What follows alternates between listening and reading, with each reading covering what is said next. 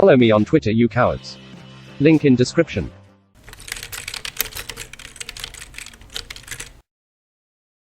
Hello everyone, welcome back. Today we're going to be talking about the last episode of Power Rangers Dino Fury before the hiatus, which is honestly very sad because it's a great show so far.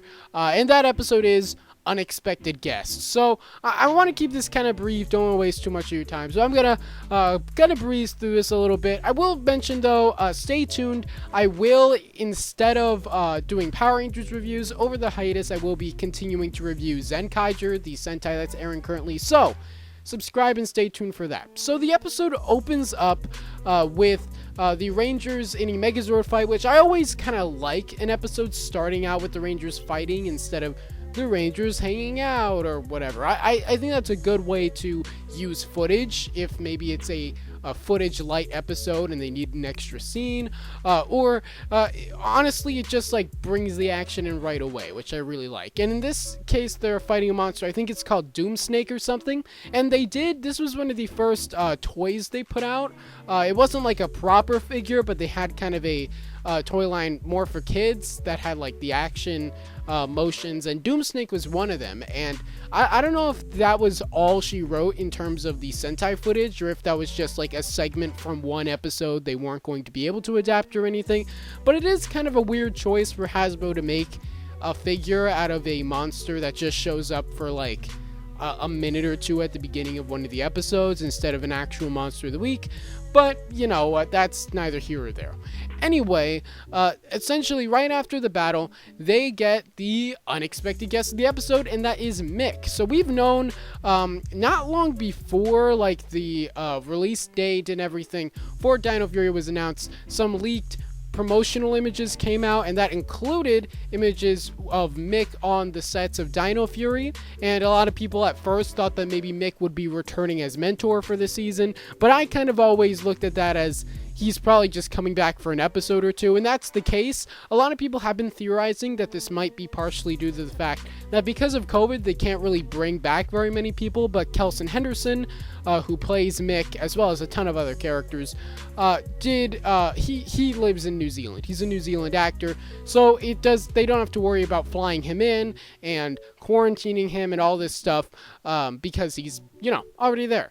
So he's basically there because the Ninja Nexus Prism, which is only referred to as the Nexus Prism because I think they're just trying to rebrand it kind of so that it was caused the Ranger powers in Ninja Steel, but that's just one facet of it. And so because of that, he's like looking around for it. It's been speeding around the galaxy and coming to Earth once again. I will be doing a theory video later this week talking about the Nexus Prism, and so stay tuned for that. But either way, at first Zaido kind of does the thing of, and it does feel a little out of character if I'm being honest, but it does get kind of resolved at the end of it. Though I am kind of annoyed it is becoming it's becoming a pattern of during crossover episodes, the Red Ranger doesn't really trust what's going on with other teams, because that's what happened with Devon and Grid Connection.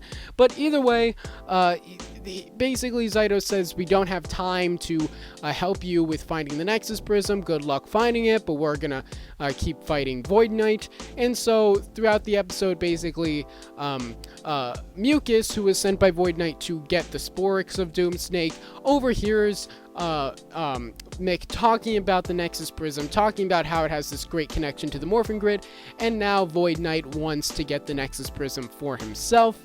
So that's kind of what the villains are up to this episode. So they have this monster, I can't remember his name, but either way, it is kind of this episode does a little bit, and not enough that it's annoyingly so, but just kind of an observation.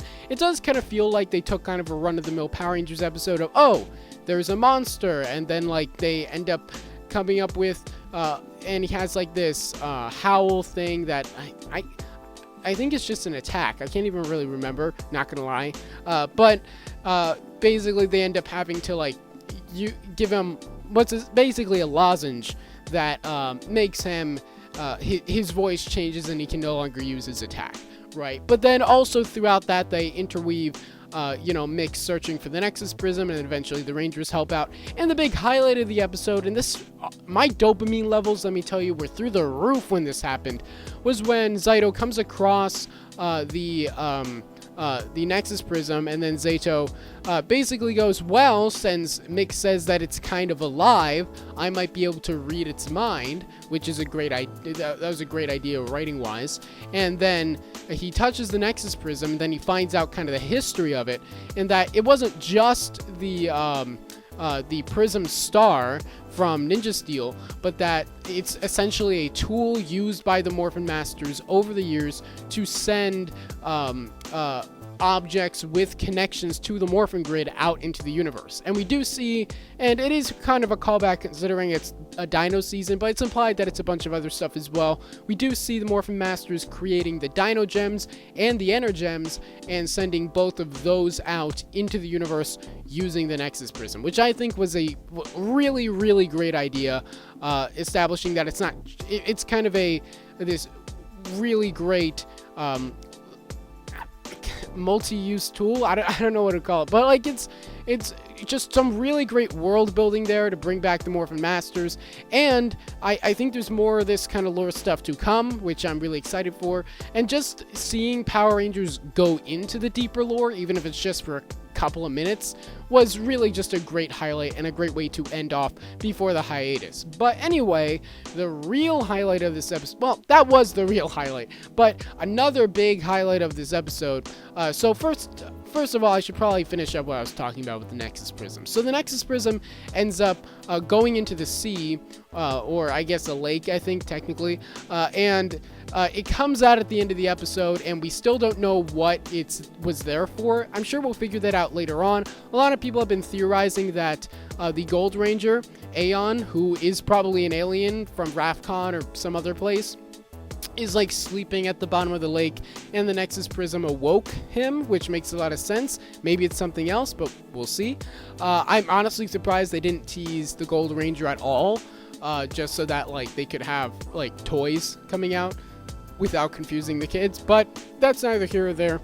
So that's kind of the mystery set up by that. I don't think Mick is coming back anymore, but we'll see. Maybe he will show up more later in the series. Either way, it's a really great episode so far. And then the icing on the cake right at the end, well, not right at the end, there's kind of the goofy end on a lighthearted note scene right at the end in Dino Henge. But before that, we do find out what was in Void Knight's secret room, and that is that he has this love interest character who does look human, or at the very least a human like from another planet or something, which may be who Void Knight is. Well, and that's kind of what it's setting up here, who is kind of in stasis and being barely kept alive, and the Sporix energy that he's been saving up since the beginning of the series has been to bring her back to life, which is a really interesting thing there. Honestly, I might end up making a whole video just theorizing about that, and it probably won't be this week, but let's be honest, I have plenty of time to do that. So yeah, I really like this episode.